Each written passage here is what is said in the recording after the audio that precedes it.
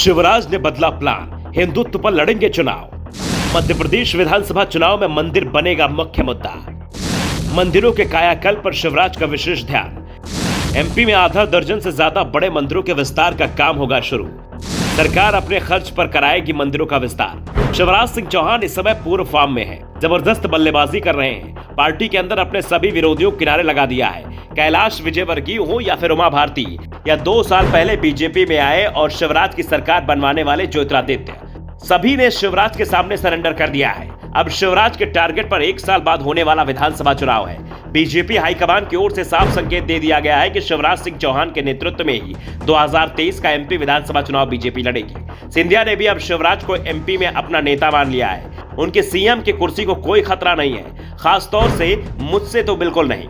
तो शिवराज सिंह भी अब बीजेपी के सबसे बड़े होशियार को आजमाने में लगे हुए हैं। हिंदुत्व के सहारे शिवराज मध्य प्रदेश में बड़े पैमाने पर ध्रुवीकरण की कोशिश कर रहे हैं। आमतौर पर मध्य प्रदेश में हिंदू मुसलमानों के बीच राजनीति में वैसे भेद नहीं रहे हैं जैसे यूपी और बिहार जैसे राज्यों में है। एमपी में कभी भी धार्मिक उन्माद या फिर धर्म के आधार पर वोटिंग नहीं हुई है, लेकिन इस बार बीजेपी की कोशिश है कि बहुसंख्यक समुदाय का अधिकांश वोट हासिल कर लिया जाए। मंदिरों के विस्तारीकरण के लिए पर्यटन विभाग को जिम्मेदारी दी गई है। राज्य सरकार केंद्र सरकार के पर्यटन मंत्रालय की प्रसाद योजना का भी लाभ लेने की तैयारी में है। ओंकारेश्वर मंदिर का काम जल्द शुरू होने के संकेत मिलने लगे हैं। यहाँ 108 फीट की शंकराचार्य की प्रतिमा भी बनाई जाएगी। इसके अलावा महाकाल लोक की तरह अलग अलग चरणों में 2000 करोड़ रुपए से ज्यादा के प्रोजेक्ट यहाँ शुरू किए जाएंगे। दरअसल बीजेपी धार्मिक स्थलों के कायाकल्प के साथ खुद को जोड़कर जनता के सामने पेश करने में जुटी हुई है। पिछले 2 दशक में 15 महीने को छोड़ दिया जाए तो प्रदेश में बीजेपी की ही सरकार है और 2 दशक से सरकार में रहने का बीजेपी को जहां फायदा मिल रहा है तो कहीं नुकसान भी दिखाई दे रहे हैं। 2018 में जनता ने बदलाव के लिए वोट दिया था। वैसे शिवराज सरकार से उतनी नाराजगी भी नहीं थी, इसलिए कांग्रेस से थोड़ी ही कम सीटें बीजेपी को मिली थी। लेकिन कांग्रेस की सरकार 15 महीने ही चल पाई।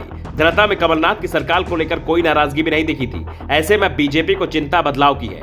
2 दशक की एंटी इनकम्बेंसी अलग परेशान कर रही है। ऐसे में बीजेपी ने इस बार एमपी में धार्मिक कार्ड चलने का मन बना लिया है। दूसरी ओर कांग्रेस भी इस बार पूरी तरह से तैयार है। कमलनाथ बीजेपी को हिंदुत्व पर अकेले दावेदारी करने देने के तैयार नहीं है।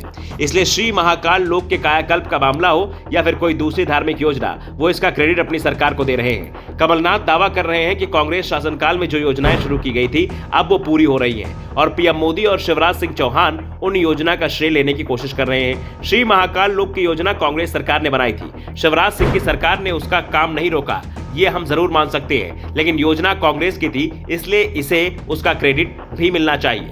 श्री महाकाल लोक के कायाकल्प योजना का क्रेडिट लेने के लिए ही कांग्रेस ने अपनी भारत जोड़ो यात्रा में इसे भी शामिल कर लिया है। भारत जोड़ो यात्रा के दौरान राहुल गांधी अब महाकाल भी जाएंगे, जबकि पहले उनके महाकाल जाने का प्रोग्राम नहीं था। लेकिन बीजेपी की रणनीति को देखते हुए कांग्रेस ने भी अपनी रणनीति बदल ली है।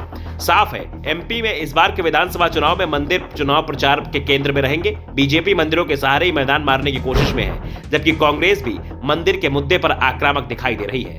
Bureau report, the Navdarpan news.